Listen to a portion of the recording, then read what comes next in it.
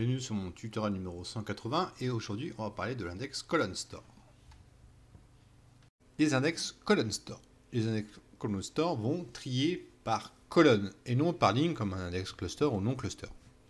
Donc ça a apparu sur SQL Server 2012 et ça va être utilisé pour des requêtes qui vont être très consommatrices. Là on va parler plutôt côté BI, sur les tables de faits, côté Data Warehouse. Donc ça va être sur des tables qui vont être sur plusieurs gigas, voire téraoctets. Donc là, on va passer à mettre un index colon store pour améliorer les performances sur ces requêtes très consommatrices. Donc ça va utiliser la compression et donc engendrer un gain d'espace sur le disque. Et ça va utiliser un nouveau mode d'exécution, le batch mode. Le batch mode, au lieu de traiter ligne par ligne comme un index classique, va traiter par bloc de ligne. D'accord? Donc ça va être beaucoup plus performant. Et les données sont stockées par colonne sur le disque. Seules les colonnes dont vous avez besoin sont extraites du disque en mémoire. Donc je vous passe les détails au niveau de la performance entre le disque et la mémoire.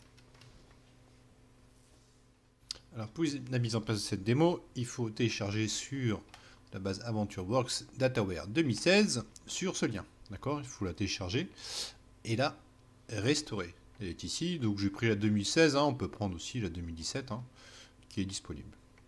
Donc j'utilise, donc j'ai droppé la contrainte qui était l'index cluster. J'ai créé un index cluster et j'ai inséré des tables pour arriver à la somme de 60 millions. Donc vous pouvez mettre plus, moins, comme vous voulez. Ça a pris 1 heure sur mon poste. C'est pour avoir une volumétrie assez intéressante et avoir une belle démo, on va dire. Donc j'ai fait un selling coup étoile sur la base. Je suis bien à 61 847. 1552 exactement. Je vais vider le cache pour pas fausser les résultats. Et on va faire une requête select avec un petit average, avec un sum, avec des groupes by. Et on va voir combien de temps ça va prendre pour juste faire ce select. Donc on va faire une petite pause dans la vidéo, bien sûr. Donc on voit que ça a mis 44 secondes sur la requête et pour amener 19 156 lignes. 44 secondes.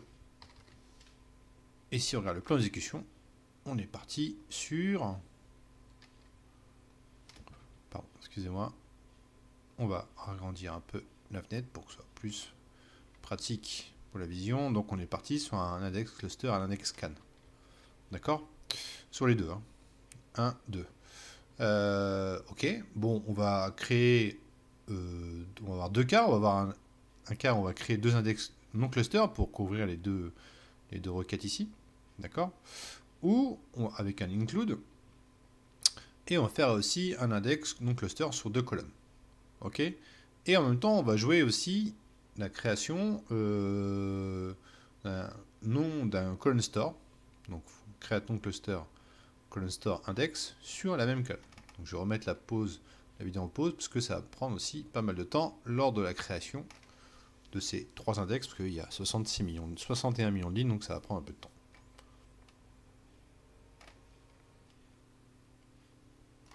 Ok, tous les index ont été créés. On va revider le plan cache et on va rejouer la même requête avec l'average et le sum sur les groupes by et on va voir combien de temps ça va prendre. C'est parti. Donc là on tombe à 4 secondes. D'accord? 4 secondes pour le même nombre de lignes ramenées. 4 secondes, 19 156 lignes. Ok? Bon, je vous passe de 44 secondes à 4 secondes. On est pas mal. On est pas mal au niveau du temps. Si on regarde le plan d'exécution de la requête, on voit qu'on est passé en mode batch. D'accord, je vous en parlais avant.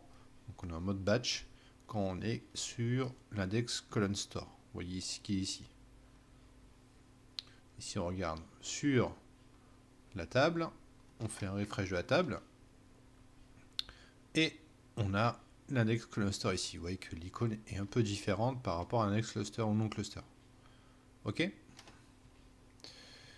Alors, on va faire joujou. On va aussi faire la comparaison entre le select qui va prendre l'index couvrant qu'on a créé, non cluster, et on va prendre aussi avec en option, on va lui dire d'ignorer l'index non cluster, l'index cluster, d'accord? Donc on va prendre non cluster ici, et ici on va prendre cluster. On joue les deux requêtes en même temps. Donc je fais une petite pause. Donc on voit que ça a mis 20 secondes pour 8 lignes, 4 lignes de chaque, on a le même résultat. Et au niveau du plan d'exécution, on voit que, que la requête avec l'index cluster, ça a pris 6%. Ok. Et le reste, ça a pris 94%. Donc il n'y a pas photo au niveau du plan d'exécution.